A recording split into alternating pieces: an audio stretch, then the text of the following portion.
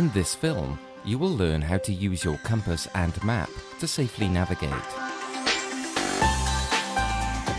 Before heading out, it's important to always plan your route. Your navigational skills, physical condition, and choice of terrain will all affect your plan. Make sure you create a plan that fits you. It's always better to play it safe than to take unnecessary risks. A map is a scaled-down model of reality, so it's important to understand how it represents distance.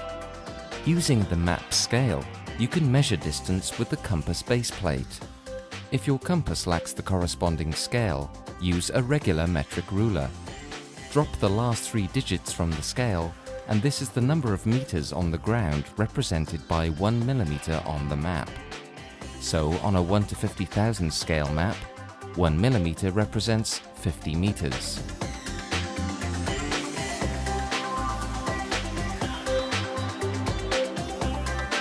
Both when planning and traveling, use significant terrain objects to mark your route. Examples include rivers and lakes, hills, fields, paths, roads, and power lines.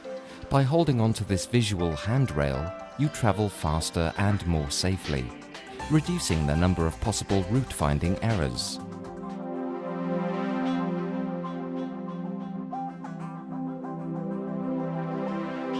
Orientation of the map is the quickest and easiest way to use map and compass together and to avoid navigational mistakes. Simply turn the map so the map's meridians are aligned with the compass needle, and that up on the map points north. Now every move you make will match the proper direction. Turning right on the map also means turning right in reality.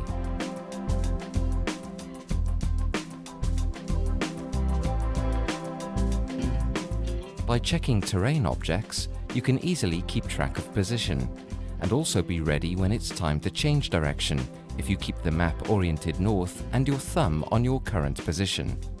It will be easy and quick to find your last known position the next time you look at the map. When you reach a position after which you have no significant terrain objects to follow, you should use the Silva 1, 2, 3 system to travel a bearing from the map. Place the compass on the map with the edge along the desired line of travel. Make sure the direction of travel arrow points towards your destination. Rotate the bezel until N on the graduation ring points towards north on the map. Check that the north-south lines are parallel to the map meridians. Hold the compass horizontally in front of you. Turn yourself until the north end of the needle points towards N on the compass graduation ring. The direction of travel arrow now points precisely to your destination. Look up, select a landmark and walk to it. Repeat this procedure until you reach your destination. A mirror sighting compass is at its best in open terrain, where you must determine direction over long distances.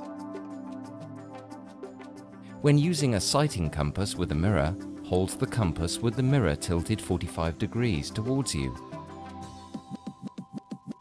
By looking in the mirror, you can now check that you hold the compass in the right direction and at the same time find a new landmark to walk to.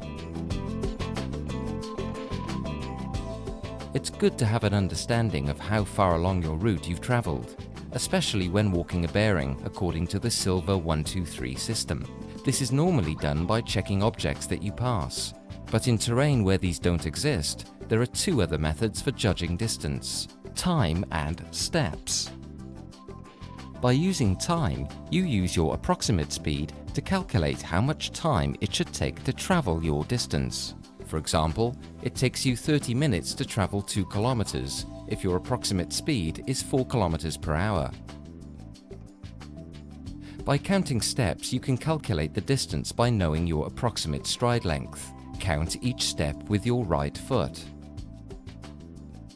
If you know that your average stride is 0.8 meters, then it should take you 62 steps with your right foot to travel 100 meters or 620 steps per kilometer.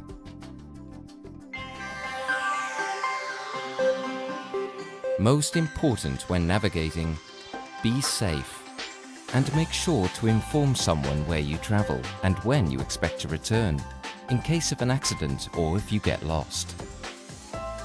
We at Silva wish you a pleasant journey.